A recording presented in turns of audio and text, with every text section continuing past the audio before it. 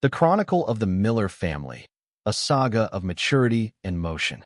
The golden afternoon light filtered through the lace curtains of the Miller residence, casting long, rectangular shadows across the polished hardwood floor. It was a day of quiet nostalgia, at least until Judy Miller emerged from the hallway, waving a thick, rectangular envelope with the frantic energy of a person who had just discovered buried treasure in a dusty attic. Bill was slumped on the sofa, his posture a testament to a long week of work and a weekend dedicated to doing as little as possible.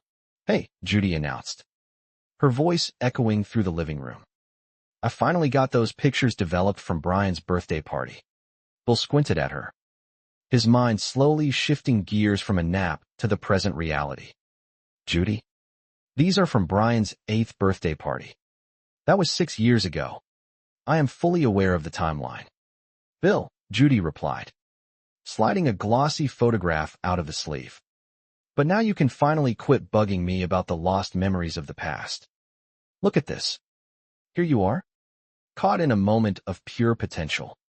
Bill took the photo, studying it with a puzzled expression. "Where? I see you. I see the cake.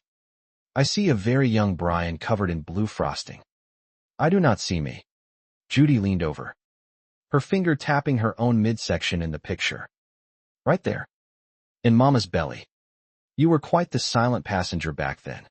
Tina, the youngest and most inquisitive member of the clan, hopped over to peer at the image. She looked at the photo, then at Bill's current physique, which had softened somewhat since his days as an amateur athlete.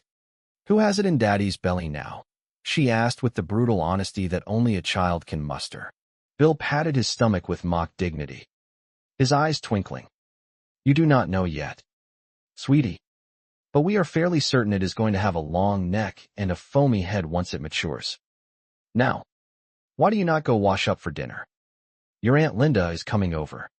As Tina scurried away, Bill stood up, his joints letting out a series of audible pops. "Linda and her new boyfriend will be here any minute. I thought I would fire up the barbecue and grill tonight. It is the honorable thing to do." Judy looked out the window at the frost-covered grass and the gray, biting sky. "It is freezing out there, Bill. You are going to be standing in the elements all by yourself while we are in here getting to know Linda's new guy.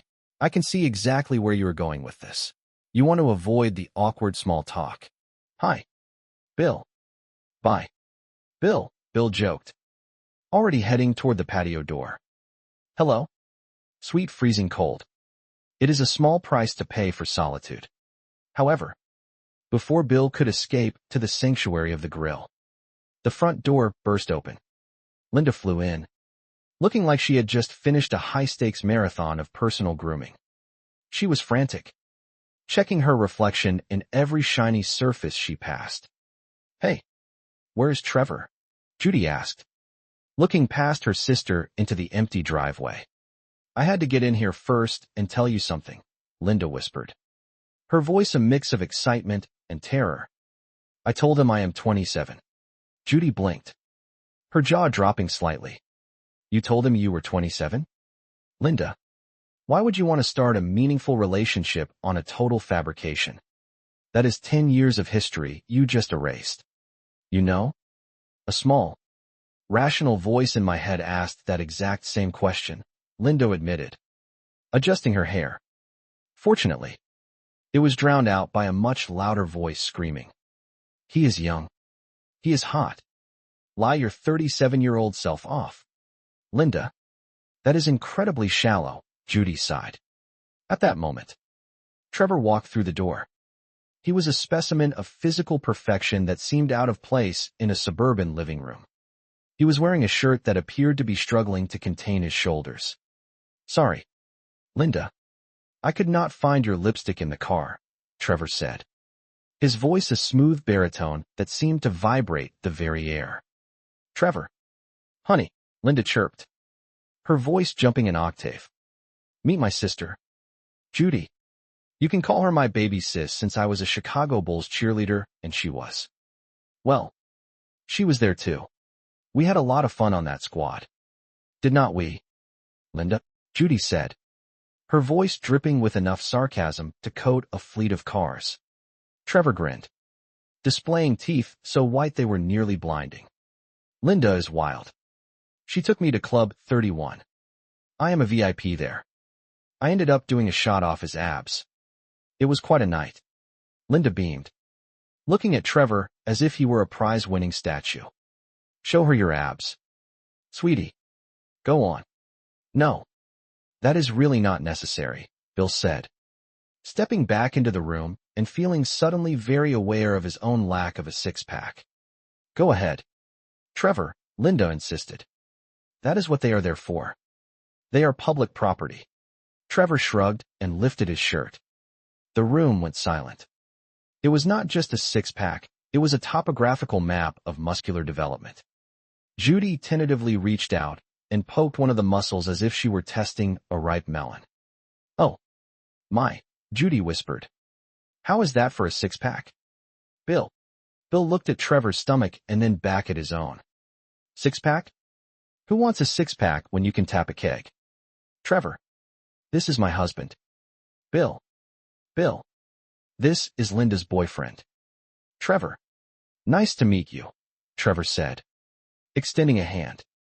Bill took it, feeling like he was shaking hands with a hydraulic press. You? Too, Bill replied, trying to maintain his dignity. Why are you all sweaty? Trevor? Did you run here from the gym? Oh. I was trying to get the grill out of the garage for Bill, Judy interjected. But Bill could not get the door to open. It seems to be stuck. Linda saw her chance. Trevor. Honey. Could you open the garage door for Bill? He has been struggling with it for 20 minutes. I would not bother, Bill said, his pride wounded. It is frozen shut. It requires a blowtorch or a miracle. Maybe Trevor can melt the ice with his eyes, Judy suggested with a smirk. I do not mind taking a look, Trevor said, heading toward the garage with the easy confidence of a man who had never met a door he could not conquer. I will give you a hand. Bill. Oh. No. Bill, Linda said, stopping her husband. We do not want you to hurt yourself. Trevor looks like he can handle it. He lifts weights professionally. Yeah. And not just his own weight off the sofa, Judy added. Watching Bill's reaction, Bill watched Trevor walk away, feeling a strange mixture of admiration and a sudden, burning desire to join a gym. I do not know about the new guy, he whispered to Judy, but his son seems very nice. Linda told him she was 27, Judy reminded him. He will find out the truth eventually, Bill noted. Trust me, Judy whispered. He will find out when the light is right. Minutes later, Trevor returned, looking completely unfazed. I got it open, he announced. I just threw a little shoulder into it. It was no big deal. Oh. Come on now, Bill said, skeptical. I bet you have not had a little shoulder since you were 5 years old. My job keeps me in shape, Trevor explained. I teach spinning at the health club. That is where Linda and I met. I am also a triathlete in my spare time. Bill puffed out his chest. I am more of a team sport guy myself. You know, the classics, football, basketball, hockey, the high-impact stuff. Until 6 o'clock, Judy interrupted. And then he switches to the high-impact sport of watching game shows from a horizontal position. Trevor's eyes lit up. You play hockey? That is awesome. It is a great way to stay youthful. Well, Bill said, feeling the weight of the lie. I do not play as much as I used to, but I still pick up a stick now and then. Especially if there is a marshmallow at the end of it, Judy whispered to herself. The following Monday, Bill arrived home with a massive, overstuffed bag. He looked like a man who had just raided a sporting goods store. Hey, Bill, Judy said, looking up from her book. What is in the oversized bag? I joined that roller hockey league at the recreation center, Bill announced, pulling out a set of shiny black pads. I had to buy some equipment to stay competitive with the young guns. Judy stared at the mountain of gear. Oh, this is so incredibly cute. You are doing all of this because of Linda's boyfriend. Trevor. No, Bill insisted. It is because I want to play hockey and reconnect with my inner warrior. I was a legend on the ice back in the day. Yeah. Well, while you were back there in the 1970s. Pick me up a can of Tab, Judy joked. Judy? I have made up my mind. I am playing hockey. It is time to get back in the game. Whatever, Judy said, sighing. But do you not think you should work your way up to something as strenuous as hockey? Like, maybe you could start by walking past the couch without sitting down. Eventually, you could walk to the gym. After a couple of weeks, you could go inside and have a look around. Bill ignored her. It is a beginner league. Judy. And I have played before. Remember? I used to be Killer Miller. Yeah. Well, if you do this, you are going to have to change your last name to Injured, she countered. I'm not going to get injured. I have a helmet, pads, and gloves. I was born to play this sport. Judy stood up and walked toward the hallway. Oh, really? Well, let us visit a place I like to call Bill's Closet of Lost Dreams. She pulled open the door, revealing a graveyard of abandoned hobbies. There was the summer you were born to fish, she said, pointing to a tangled rod. In my defense, I only gave up because worms are inherently icky, Bill muttered. And the winter you were born to ski, she said, gesturing toward a pair of bright red skis. I was born to ski, Bill corrected her. I just was not born with the ability to stop on command. And that part of the afternoon you were born to scuba dive, Judy concluded, pointing to a snorkel and mask. I do not care if sharks do not live in freshwater lakes, Bill shouted as he gathered his gear. That was a shark. I saw the fin. Later that evening, Bill was on the rink. It was significantly more difficult than he remembered. The wheels on his skates seemed to have a mind of their own, and the other players were moving at a speed that felt supernatural. Come on. Phil, a teammate screamed, zooming past him. What are you doing? We are playing a 3-2 defense. You cannot play the point unless you get back. I know that, Bill gasped, his face the color of a ripe beet. This is the beginner league, right? Why are we moving so fast? Yeah. But it is also hockey, the teammate yelled. Move yourself. Phil. Bill's eyes widened. Wait. I am Phil. My name is Bill. Phil sucks, another player yelled as they skated by. I do not want to be Phil, Bill cried out. But he was interrupted by a collision with the boards that left him seeing stars. When Bill finally dragged himself through the front door later that night, he was moving with the grace of a 100-year-old tortoise. Tina was waiting for him in the foyer. Daddy, she chirped. Stop. Stop. Stop.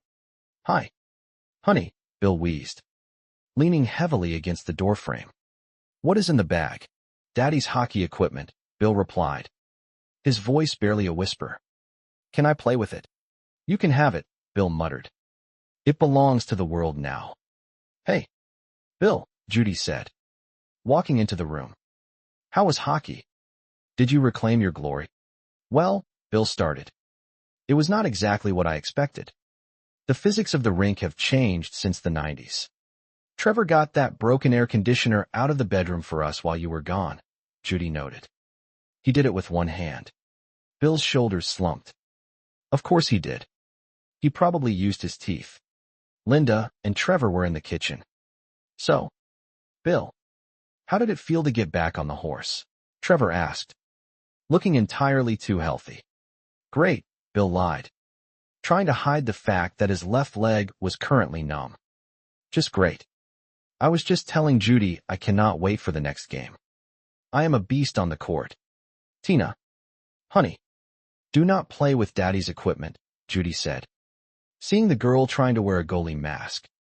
But he said I could have it. Hey. Look. I have gum. Bill distracted her. Where do you want this air conditioner? Judy, Trevor asked, lifting the massive unit as if it were a bag of feathers. Oh. Put it in the mudroom, Judy said. Bill. Give him a hand. Sure, Bill said, attempting to stand. His knees let out a sound like 2 dry branches breaking in the wind. As Trevor carried the unit away, Linda giggled. That is the second rusty old thing he has taken out of this house this week. Judy laughed. Bill did not. Would you mind if I take away your houseboy? Bill asked Judy later that night as they lay in bed. Well, Judy replied. I figured since we had a young, strong guy around, I might as well take advantage of the labor. I mean, that old fridge in the garage is not going to walk itself to the curb. Bill. I could have done that, Bill insisted. I do not think so, Judy said. It still had the chain around it from when you tried to drag it with the car. That was a dark day for our transmission. Bill sighed, rubbing his aching hip. So, tell me about the game. Bill, Judy said. Did your team win? Barely, Bill muttered. Some guy on our team, named Phil, accidentally knocked the puck into our own goal. Twice. He was a complete disaster. What an absolute idiot, Judy said, shaking her head. Yeah, Bill agreed. A total moron. Well, did you score any goals? Bill hesitated, then decided to lean into the fantasy. Yeah. 2. Both were masterpieces of athletic precision. All right. Bill, Judy said, holding up her hand for a high five.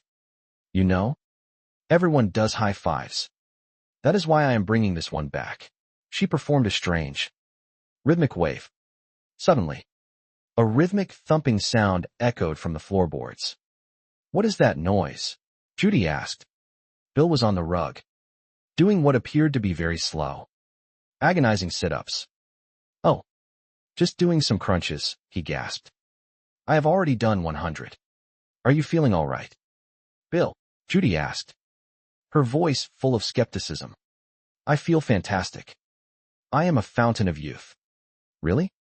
Because you were walking around earlier like you were made of glass. You sure you did not overdo it playing hockey? Not at all, Bill snapped. Admit it, Judy poked his arm.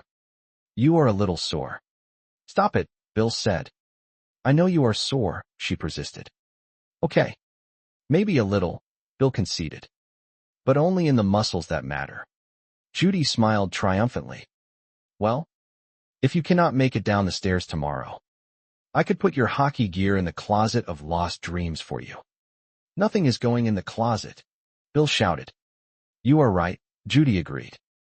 We will have Trevor carry everything out to the curb for the trash collectors. Bill looked at her, his pride wounded. You know, it is easy to criticize from the sidelines. Judy, but when was the last time you saw the inside of a gym? Has it been 15 years? Judy's jaw dropped. What? I do not have to work out. I am naturally thin. It is a gift. There is a massive difference between being thin and being athletic, Bill countered. At least I am out there trying to be fit. Trying to be youthful. Who else is doing that here in this room? Oh. Wait. It is just me. Judy stood up, her eyes narrowing. Easy. Judy, Bill mocked. Do not get that heart rate up. It is not used to the excitement. You know what I think, Judy said, her voice trembling with competitive energy. I think I will go with Linda to the health club tomorrow. Great idea, Bill chuckled. You can sit at the juice bar and tell people how you are naturally thin while you eat a muffin. I am going to take Trevor's spinning class, Judy announced. And after that, I might lift weights. And after that, I might take a kickboxing class. I will be a machine. Kickboxing, Bill laughed. Like you could handle a single round. Judy suddenly lashed out with a quick, precise kick that stopped an inch from Bill's shin. Ow, Bill yelled, though she had not even touched him. I did not even kick you, Judy noted. I know, Bill groaned, clutching his leg. I got a cramp just watching you move that fast. The next morning, Linda looked at Judy with genuine concern as they stood outside the health club. Are you sure you want to do this? Trevor's spinning class is an intense, heart-pounding workout. What is it with everyone today? Judy asked, adjusting her brand-new headband. I used to work out a lot when I was younger. Running away from the authorities because they caught you with a six-pack behind the stadium is not working out, Linda pointed out. I can handle riding a bicycle that does not go anywhere, Judy insisted. Unlike your age. which seems to be moving in reverse. Linda frowned. For your information, I felt guilty making Trevor think I was 27. So this weekend, we are celebrating my 20th birthday. No presents. Just youth. Inside the house, Bill was struggling to put on his socks. Judy walked in, looking like an Olympic athlete in training. Bill, is that you? Yep, Bill grunted. So you are heading out to your spinning class? Huh, Bill asked, watching her stretch. Yep, Judy replied. Good luck with your little hockey game. Oh, I do not need luck, she said, flexing a slender arm. I have muscles I did not even know existed yesterday. But you better watch yourself. I cannot watch myself, Bill countered. I skate with the speed of a comet. Come on. Judy, Linda called. The bikes fill up early in Trevor's class. As they left, Bill reached for his shoe. Bill, your shoe is untied, Judy called over her shoulder. Thanks, Bill muttered. He leaned over to tie it and realized he could not quite reach his foot without his back protesting. He stayed in that bent position for a long time, waiting for the world to stop spinning. Hey, Bill, a voice called. It was his friend Carl. Hey, Carl, Bill wheezed. Can you do me a massive favor? Buddy, what is that? Help me up. I am stuck in a 90-degree angle. Carl reached down and hauled Bill to a standing position. Oh, boy. You look like you have been through a blender. There we go. Carl held up a grocery bag. I brought all that stuff you asked for. Heat rub, ibuprofen,